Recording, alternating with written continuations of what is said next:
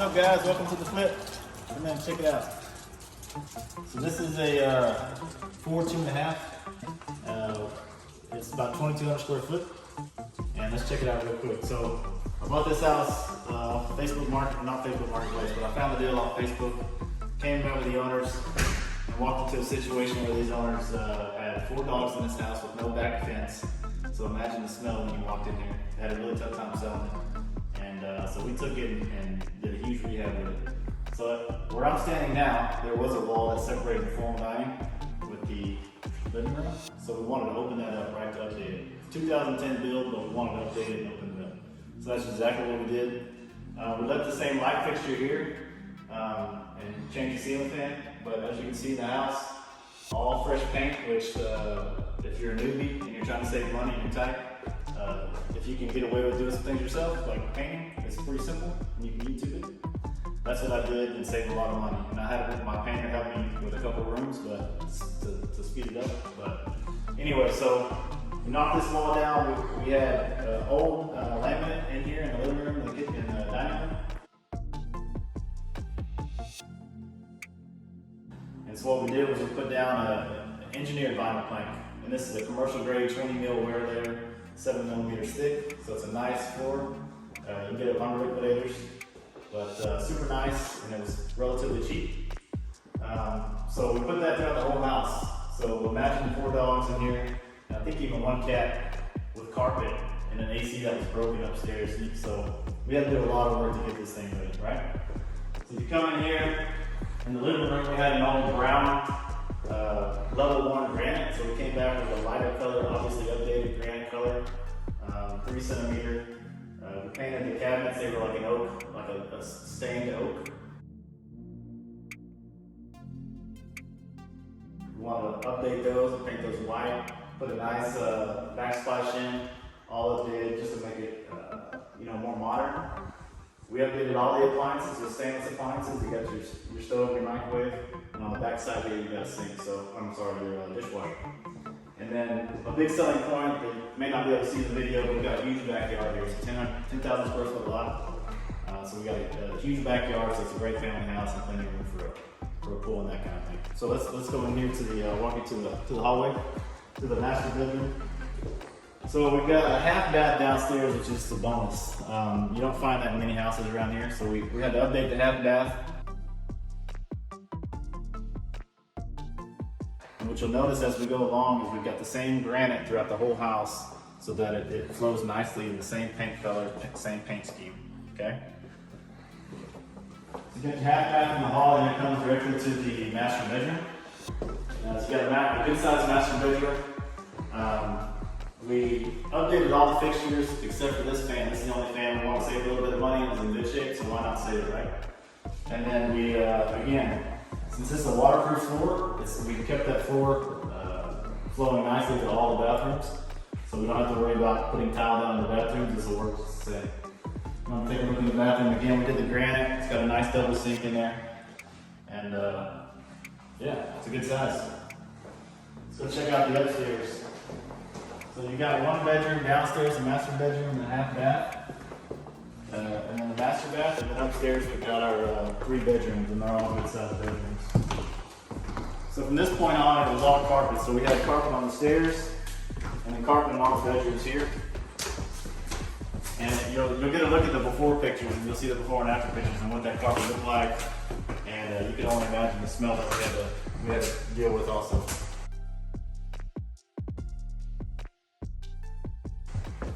So this room, again, with all carpet, this is one of the guest bedrooms. I mean, this is a good sized bedroom. We updated all ceiling fans in all 3 of these rooms that you'll see. And all the bedrooms throughout the house have a walk-in closet. So, that's a plus to this house also. So you got 4 bedrooms, all good size, and walk-in closets, and everything's new. So super nice flip, put a lot of work into it.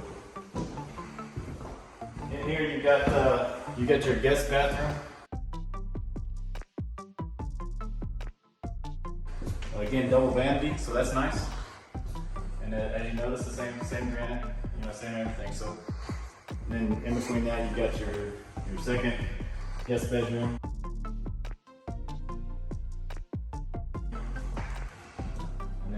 third bedroom upstairs.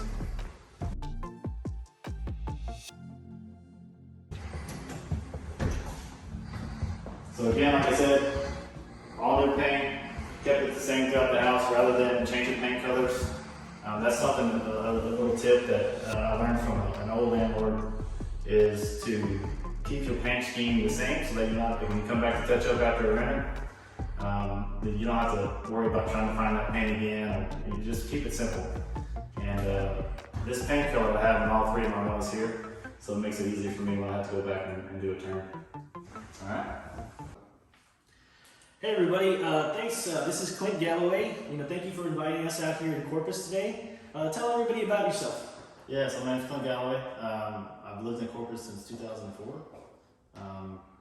Went to school here, married my wife, and got stuck here. Although it's a good place to get stuck. We got beaches and all that good stuff.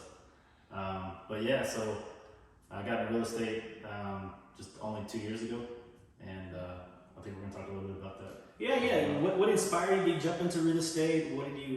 What got you to this path now these last 2 years? Yeah, so actually I got a book from my wife's aunt for Christmas one year, I think in 2017 or 18, and Secrets to the Millionaire Mind. And then that got me thinking about real estate and how to build wealth, how to retire early. And then of course that leads to Rich Dad Poor Dad. Yeah, that's like the biggest book that people reference to, that opens up their minds to like, oh wow, I can get out of the rat race. I can make money off the money that I have. Yep. And so Rich Dad Poor Dad really got me thinking. That really kind of lit the fire and said, okay, how can I retire early? How can I manage my finances? That kind of thing. And then in 2018, we lost my father-in-law to cancer, who he worked for, he retired Navy captain, retired Navy pilot, worked for the Lexington here in Corpus for 20 years. Wow. Did everything right, passed away just a few months after he retired. So that really got me thinking, how can I start building wealth and build passive income that I can enjoy today, and that will allow me to spend more time with my family, in the later years and that kind of thing. So yeah, that really got me thinking, and I jumped into real estate. All right. So how many deals do you have right now? What are you working on? We're here in a flip. Yeah. How did you find this flip? How did this go? Yeah. So right now I've got 4 rentals. This one was a rental. My tenants left early, so it's now become a flip. Okay. So with this deal, I've got 3 houses in this neighborhood already, so I'm familiar with the numbers, familiar with the neighborhood. Yeah, great. Familiar with the market. I know for a ballpark what it's going to rent for when I bought it. Okay. So I bought this house. You want to go through how I found the house? Sure. Yeah, that'd be great. People would Okay. want to get, they want to know like how I can do it. Yeah. How personally you did it. Maybe they can do it the same. Yep. So my other 3 rentals I bought in the old school way, right? The easy way off the MLS. I have a really good realtor here, really good mentor here who helped me get my feet wet. Okay. So that's a very capital. It takes a lot of capital to do that, but you're putting 20-25% down on these houses. So that slows people down to that progress. Yeah, so it slows you down. So that got me thinking, okay, how can I do this and get these houses a little bit cheaper, get in them a little bit cheaper, and that's when I started looking off market. And with this particular house, I found it on Facebook. Somebody had commented that their grandparents had some property to sell, and I shot her a message and said, hey, I might be able to buy that property. And she said, well, we're actually decided to keep it, but we're going to sell our house as is. And they shot me with the price, and it was way too much. I kind of blew them off. And then eventually I came over here and started building rapport. I met with them for at least, we had conversations going for probably at least 3 months on Facebook and things. Yeah. And then another month of face-to-face, coming over here, meeting, walking the house, getting the feel for what they're comfortable with selling and that kind of thing. And so you started off, out of market deal, you found it on Facebook Marketplace or Facebook text. Yeah. And then this, it's networking who you know sometimes, or your friend of a friend might be selling somebody or something. So that's how it all starts. Yep. So you found it. How much do they want for it? So when they first hit me up, they wanted $240 for it. This is a 4.2.5. It's a big house, almost 2,200 square foot, built in 2010. So they wanted $240 for it, and there's no way I could pay that, right? It's way out of my range. I've been buying houses in the 160s and 180s, somewhere around there. So I came over, saw the house. After they said, okay, they would come down to 200 or so. So I was like, okay, well maybe we can work it.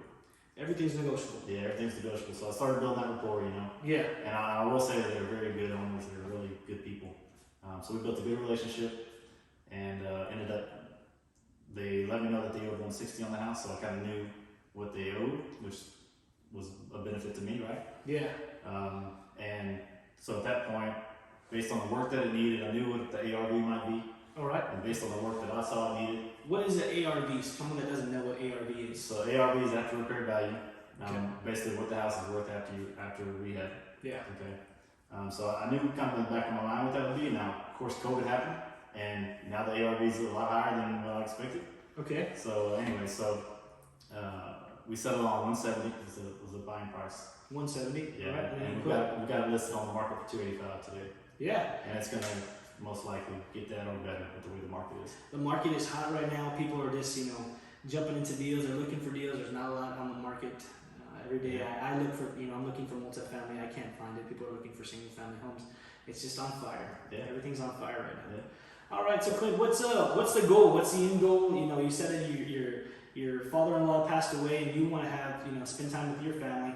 What's the ultimate goal to see in your future? What do you think, how many rentals you might have, or how many more flips do you think you might need to do?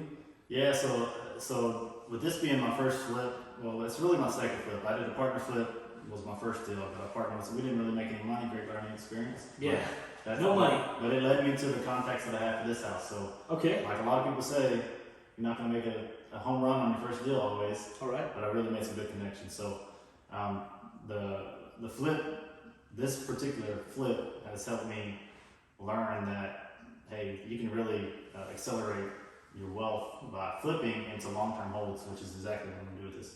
Okay.